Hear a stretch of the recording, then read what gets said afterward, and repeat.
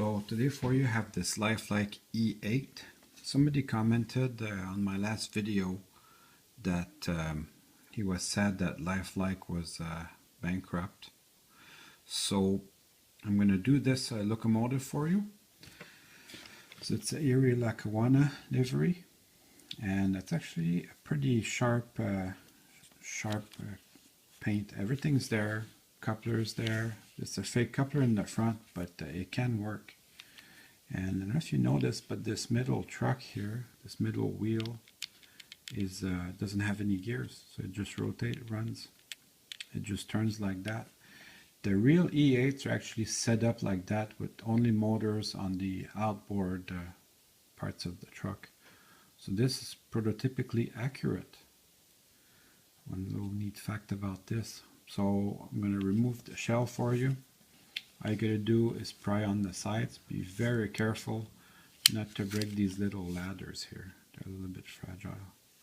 So I'm going to do that off camera. So this locomotive's been around the block a few times, but overall it's in pretty good shape.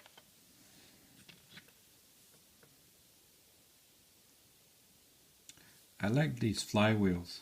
Their flywheels on this engine are ginormous. I've never seen flywheels that big on any N-scale locomotive that I have.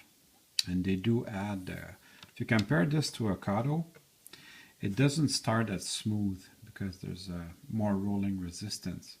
But once you get it going, it actually runs pretty quiet. It's not bad at all. So to remove all the wheels, you have to release these clips. They'll release the weights. Just removing the weights. I have a bunch of this ballast that came out in my hands, so definitely needs a little cleaning, this guy. So also, I don't know if you can notice here, but the contact strips is just off of the pin. So just that means the locomotive probably doesn't run very well. So when I put it back together, I have to make sure to realign these and make them run right. The next step is I'm going to push these. These are an axle for one of the gears. I'm going to push these out gently and my truck will come out. Look at all this garbage. Houston, we have a problem. So that's obviously going to have to be cleaned. Now that I removed the axle, this gear is just going to fall out. That's okay. And obviously, once that's clean, it's going to run much better.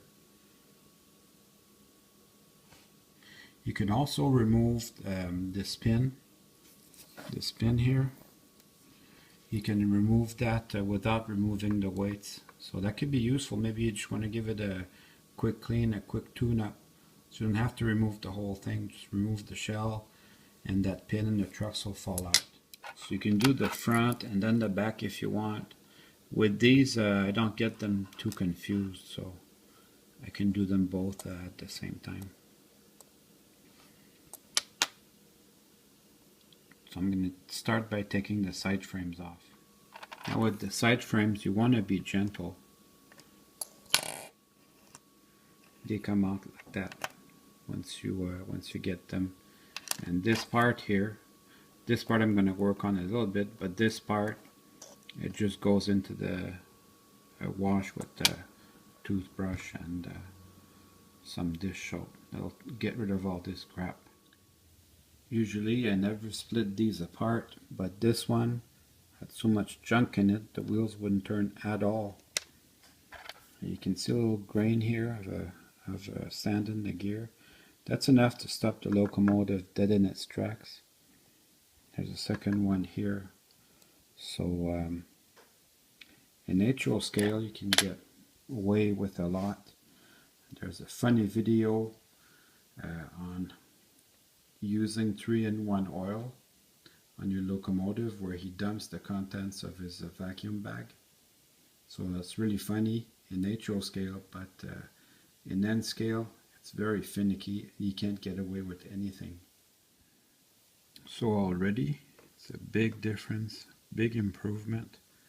I usually don't put any oil in this, but I think today I will, just to make it just a little bit easier to turn.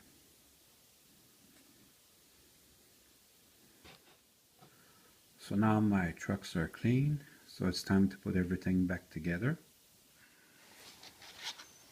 So on my workbench, it runs pretty good.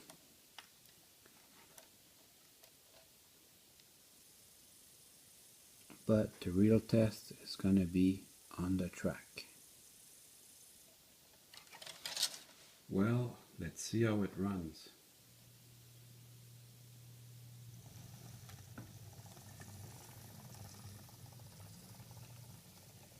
And then forwards.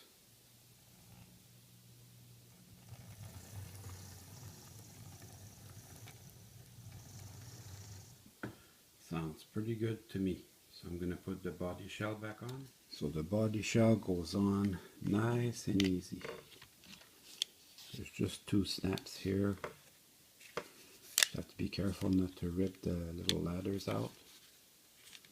But once you have that in, just very easy to work on. And now it's time to run some trains.